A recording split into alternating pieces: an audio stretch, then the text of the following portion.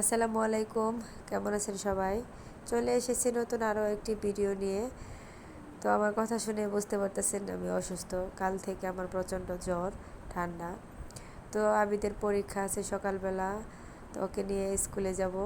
তো আমি অসুস্থ শরীর নিয়ে সারাদিন ছেলের সাথে কি করি, কিভাবে সময় কাটাই, সব এই ভিডিওতে দেখতে পাবেন। তো সবাই পুরো ভিডিওটি না টেনে দেখতে থাকুন।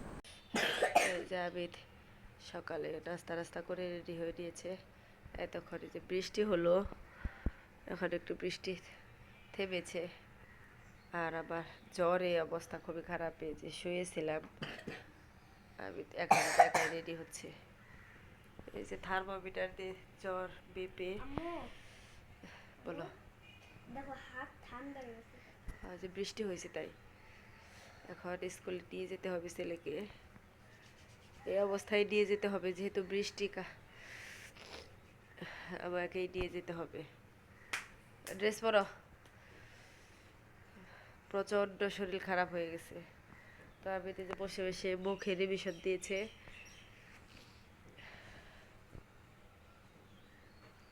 আইডি কার্ড কোথায়, ট্রাই কোথায়? ড্রেস পরে ওটা নিয়ে আসো।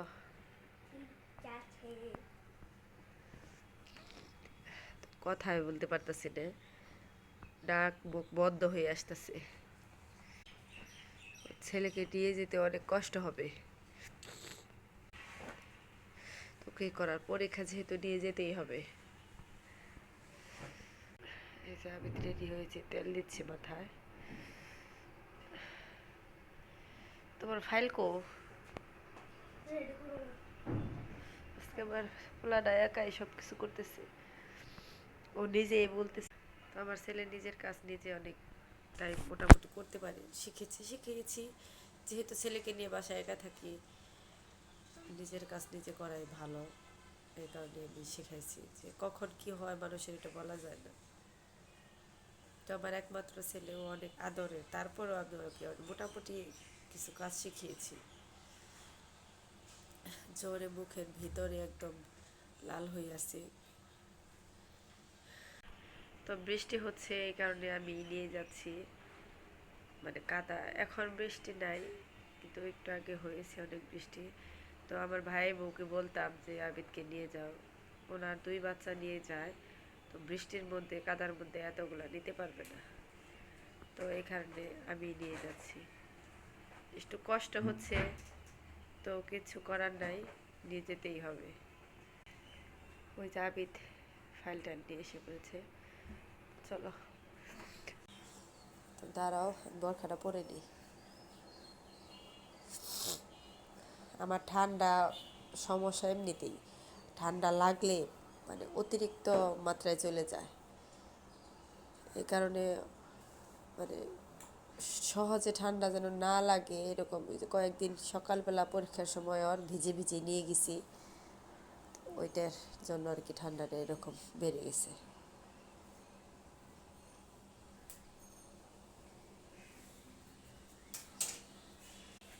তুমি দাঁড়াও, বোরকা পরে নি। হ্যাঁ,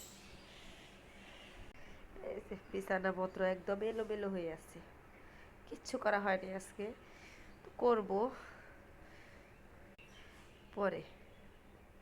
আবিতে যে বের হয়ে গেছে, জুতা পড়তেছে। পড়ছো? ছেলেকে স্কুলে দিয়ে ভাই ওর সাথে দেখা হয়ে গেছে। বলতেছে চলো বাসায় যাই, বাসায় রেস্ট নাও, এখন আর বাসায় যেতে হবে না। তো ওই যে বাইরে প্রচণ্ড বাতাস, তো এই কারণে আর গেলাম না বাসায়। ভাইয়ের বাসায় বসে একটু রেস্ট করব। মানে হাঁটতে এত কষ্ট হচ্ছে, পা ব্যথা, পুরা শরীর ব্যথা। যে কিছুক্ষণ ভাইয়ের বাসায় রেস্ট করে ওষুধ টষুধ খেয়ে তারপরে স্কুল ছুটি হয়েছে, বাসায় আসছে। এই যে বাসায় আসা, ও ঘেমে গেছে, বসে আছে। ড্রেস খোলা। পরীক্ষা কেমন হয়েছে? সবই লিখতে পারছো? যাদের আজকে পরিবেশ পরীক্ষা হইলো 1.5 ঘন্টা 50 মার্কের, শূন্যস্থান, টিক চিহ্ন, অনেকগুলো প্রশ্ন। বাবার অবর্তমানে পরিবারের কর্তা হন কে? মা, হুম। মা, সূর্য অথবা। অথবা বড় ভাই। হুম। প্রতিবেশীদের সাথে কিভাবে থাকতে হবে? প্রতিবেশীর সাথে মিলেমিশে থাকতে হবে। গ্রামের অধিকাংশ রাস্তাঘাট কেমন? গ্রামের অধিকাংশ রাস্তাঘাট কাঁচা। সহপাঠী কারা? সহপাঠীরা একই শ্রেণীতে যারা লেখাপড়া করে তাদের সহপাঠী বলে। মা বাবা ভাই বোন নিয়ে যে যে ছোট পরিবার গঠিত হয় তাকে একক পরিবার বলে। গ্রাম কাকে বলে? গ্রামের প্রাকৃতিক পরিবেশ কেমন? গ্রাম কাকে বলে? কয়েকটি পাড়া নিয়ে একটি গ্রাম হয়। হ্যাঁ। গ্রামের পরিবেশ কেমন? গ্রামের পরিবেশ গ্রামের প্রাকৃতিক পরিবেশ খুবই সুন্দর। লিখতে পারছো তো বাবা সব? তো এই জাবিদের জন্য দুধ জাল দিয়ে জুড়িয়ে নিয়েছি, এখন ওকে খেতে দেব। আজকে সারাদিন ওইরকমভাবে যত্ন নিতে পারিনি। না, এই শুধু টুল নিয়ে কি খেলায় তো আবিদ, এই টুল হাতের উপরে টোনার উপরে নিয়ে ধরো দুধ দুধ তো খুব একটা সারাদিন ওর যত্ন নিতে পারিনি, খাওয়াইতে পারিনি, নিজের হাতে নিজেই খেয়েছে। ক্ষুধা লাগছে। বাচ্চা রেখে মা অসুস্থ হলে খুবই সমস্যা। তো তারপরেও আমার ছেলে ইনশাল্লাহ অনেক শক্ত, অনেক ভালো, মোটামুটি নিজের কাজ নিজে করতে পারি। এই যে আবিদ লিখতেছে, এই যে এখন এই টেবিলটা কাজে লাগতেছে। এই কারণেই টেবিল থাকার পরে ওকে আর একটা এই টেবিল নিয়ে আসছি, জানি মাঝে মাঝে বিছানায় নিচে বসে পড়ানো যায়।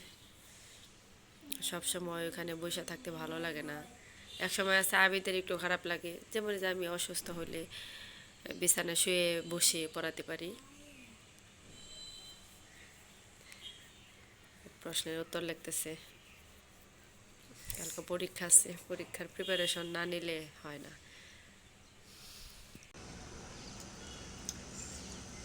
ওই যে আচার খাচ্ছি বসে বসে ব্যালকনিতে, বাইরে প্রকৃতি এখন শ্বাস শ্বাস করে আছে, মনে হয় বৃষ্টি আসবে। তো মনে চাচ্ছে যে টক খেতে, তো ঘরে আচার ছিল,